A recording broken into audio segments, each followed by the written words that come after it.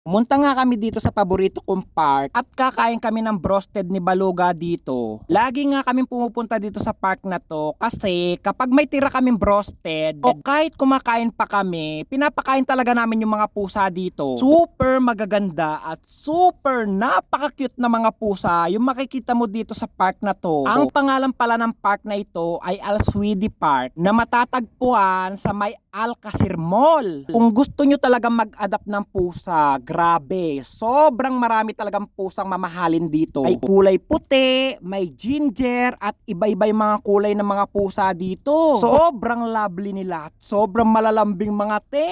Makikipaglaro talaga yung mga pusang makikita nyo dito. Tingnan mo naman yan, sobrang lambing nila, diba? Sila pa talaga yung lumalapit sa'yo. Yan, yung sobrang gandang pusa, nakikita nyo yan? Lahat ng nakikita nyo is for free kapag nag-adapt kayo. Tingnan nyo yung kulay itim na pusa. Wow, diba? Sobrang ganda niya. Kapag pumupunta talaga ako dito, nawawala talaga yung stress ko sa mga pusa. Sobrang maaaliw ka talaga sa kanila. Tingnan mo, kahit lapitan mo pa talaga sila, hindi sila umaalis kasi sobrang babait na mga pusa dito. Kung isang pusa, dalawang color yung kanyang mata, kulay blue at saka ginger. Sobrang daming pusang mamahalin dito sa may park sa may Alcacir Mall. Konti pa lang yung pinapakita kong mga pusa dyan. Yung iba kasi nasa kabilang side, kumakain sila doon. May nagbibigay ng pagkain sa kanila. Take note, binibigyan sila ng gatas ng mga madam dito. Pagdating sa pagkain, hindi talaga sila nawawala ng pagkain. Dahil kung may nagbibigay ng tubig sa park dito, sa mga nagja-jogging, marami din good Samaritan yung nagbibigay ng pagkain sa mga pusa. Di lang pagkain, pati tubig mga te. Grabe no, yung mga nagko-comment dati sa akin na gusto nila ng pusa. Kung malapit lang talaga yung Pilipinas, nabigyan ko na kayo lahat. Lalong-lalo na yung mga customer namin, nagbibigay talaga sila ng pusa. Kapag ayaw na nila yung pusa, pinamimigay talaga nila. Yung kasamaan ko nga sa trabaho na si June, nag-adapt ng pusa at pinadala sa Pilipinas. Sa dalawang pusang pinauwi niya, halos gumastos siya ng 60,000 pesos. Kasi complete papers yung mga yan. Asikasuhin mo pa kasi yung permit niya. Sa Ministry of Environment, Water and Agriculture, saka yung vaccine, siyempre may passport na nun. Para legal yung pag-uwi mo ng pusa dito sa Saudi Arabia papuntang Pilipinas. Sabi, tingnan nyo naman yung mga pusa oh, ang gaganda at ang cute. Sa Pilipinas, wala kang makikitang pusang ganito. Dito lang yata sa Saudi Arabia na sobrang daming pusang magaganda. Gurado, kapag napapanood ito ng mga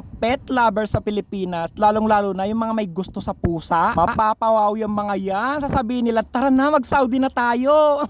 Ate, napanood mo ba yung vlog ni Albert? Sobrang gaganda ng mga pusa.